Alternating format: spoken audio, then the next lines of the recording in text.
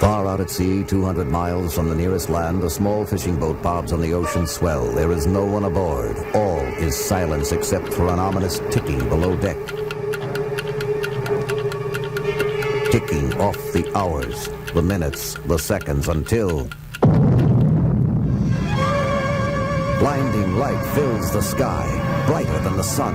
A towering black cloud like a huge mushroom blooms upward into the heavens. Giant tidal waves form in the waters and rush landward.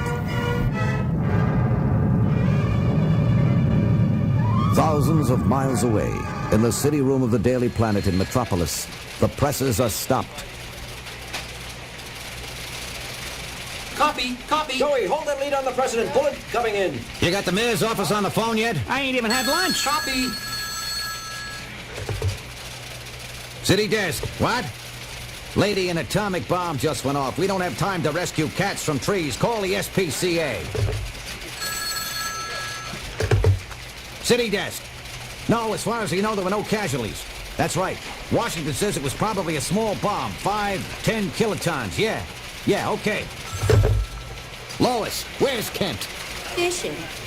What? No kidding. He's up in Minnesota with Jimmy Olsen. What a time to pick to go fishing. Get him back. I'll try. Daily Planet, Lois Lane. Listen, lady, and listen good. The bomb we triggered in the ocean was a baby. A mere 4 kilotons. The next one will be over 100. Who is this? Never mind, just listen. We want $10 billion. $10 billion in gold. It will be placed aboard a 747 jet airplane, fully fueled in Gander. We will give further instructions at that point in time. Who's we? Who are you? We are Force One. Unless the gold is placed at our disposal by noon tomorrow, your charming city of Metropolis will be reduced to rubble. Is this a joke? You may treat it as a joke if you wish, but 12 noon tomorrow is reality time. By the way, 100 kilotons isn't bad for a homemade bomb, huh? Hello? Hello? Hello? In the mayor's office at City Hall, Lois tells her story to city officials, scientists, members of the FBI, and CIA. Could this be a hoax? We just can't take the chance. Not in the light of that explosion at sea. It's 5 o'clock now. That leaves us 17 hours to find the bomb. Sure, but how? What do you think, Mr. Mayor? Frankly, I think we only have one hope. Superman. Can we contact him, Lois? Clark Kent might. Where is Clark? On vacation, Mr. Mayor, with Jimmy Olsen at a fishing camp up in the Minnesota wilderness. I placed a call, but so far no connection. I hate to be a wet blanket, but we now have 16 hours, 59 minutes, and 30 seconds. At that moment, in an abandoned warehouse in downtown Metropolis, 3 people sit in the rear of a trailer truck. 2 of them are hunched over a large mass of metal and wire. The third, a man with a scar running from left eyebrow to chin, looks on. Hey, cool it, man. That thing's supposed to go off at noon tomorrow, and I'd rather not be around. That's what I'm working on. The timer. Ah, there. Okay, let's try it. Try what? The moment of truth, sweetheart. See this lever here? I move it this way, you know. After that, either the timing mechanism starts, or the mass becomes critical, and we all go up in atoms. Right, Trask? Well put, young man. Wait a minute. Can't we get away from here? Do it by remote control? Jenny, darling, we'd have to be 300 miles from here, which we will be if the timer works. Go ahead, Randy. It's your baby. Well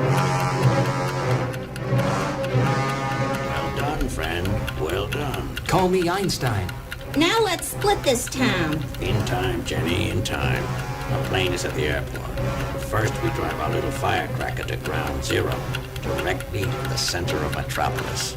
What about the gold? Don't worry, we'll get it. They'll follow my instructions. Seconds into minutes, minutes into hours, the time passes as Metropolis sleeps. In the very center of the city, beneath an old railroad bridge, stands the truck, its cargo ticking toward death. At the Daily Planet, the sweep hands of the electric clocks move silently. Lois Lane? Ready with that Michigan call. Hello? Rainbow Lodge. Is Clark Kent there? Hello? Is Clark Kent there? I can't hear you. Clark Kent, is he there? Oh, yeah, that fishing fella. He was. He ain't now. Where is he? It's very important. Well, now, him and that other fishing fella. What's his name? Jimmy Olsen? Yep, that's him. Anyways, they took off. Took off? Rented one of them light planes they did. Fishing weren't no good down here. Went north. Where north? Well, near as I can figure, I'd say maybe 200 miles up to the Quetico Superior area. Can they be reached? Ma'am, there ain't no folks up there. Not to speak of. Just fish. 5 o'clock, Mr. Mayor. 7 hours to Holocaust. There must be some way to reach Kent. In the dark, 200 miles into nowhere? How? I've got an idea. It's a long shot, and we'll have to wait until it's light. Dawn breaks over northern Minnesota. Waist high in the rippling waters of a gently flowing stream, Clark Kent and Jimmy Olsen cast for trout. The sky brightens. Hey, Clark? You got a strike? No, look at that. What? That plane. He's skywriting. Skywriting? Out here? Ridiculous. That's what I was thinking. What's to advertise around here? There's no people. It can't be fish bait. He's coming this way. There he goes again. A-B-O-M-B. Clark and Jimmy watch the letters appear in the sky, slowly, one by one, until... A-bomb. Metropolis. Get Superman. Lois. Jimmy, let's go. Clark! I twisted my ankle. Maybe broke. Grab my shoulder. No. Come on. No, you get back to the Rainbow Lodge. Just get me to the shore and you get back to the lodge. Call this number, 516-9206 in Metropolis. Superman will answer. Tell him what goes. Clark, I can't leave you here. Don't argue, Jimmy. Do it. We're fighting time. Make the call and get back to Metropolis. Send the plane back for me. Now get moving. Leaving Clark Kent on the shore of the stream, Jimmy Olsen charges towards the seaplane and takes off. As the plane scuds across the lake, Clark Kent watches it rise into the sky and disappear over the trees. Moments later, he emerges from the tent as Superman and zooms upward.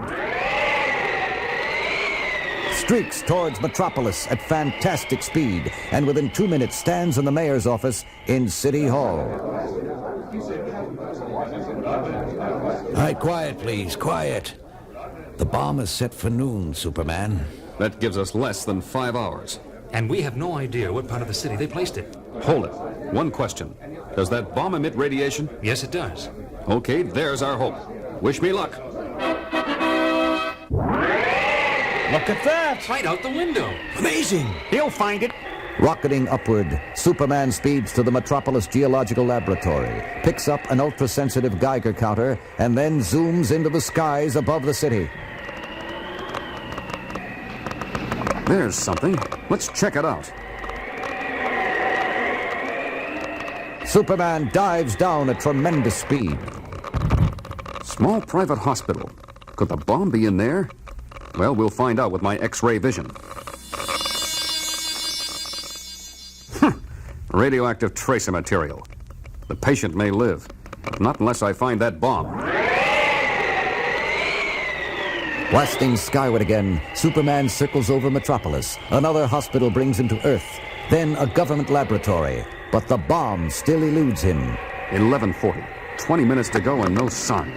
Nothing. Listen to that. Maybe this time. Seems to be coming from that old railroad bridge. It's the bomb inside that trailer truck. Gotta move fast.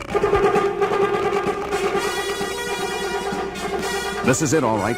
But bolted down and just 15 minutes to go.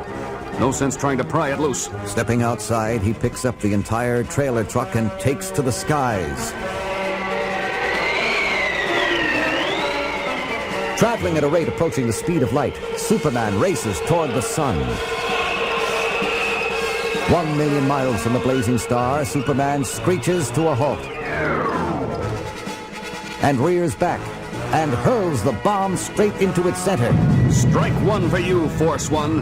The other two come later. Exploding within our great sun, the homemade A-bomb is a mere puffball. The sky brightens only slightly, and on Earth a few sunspots are recorded, for nothing that man can make is mightier than the forces of the universe. Later, in the city room at the planet. Well, look who's here. Clark Kent, Cub reporter. Why the sarcasm? I don't blame him. Where were you when the bomb hit the sun?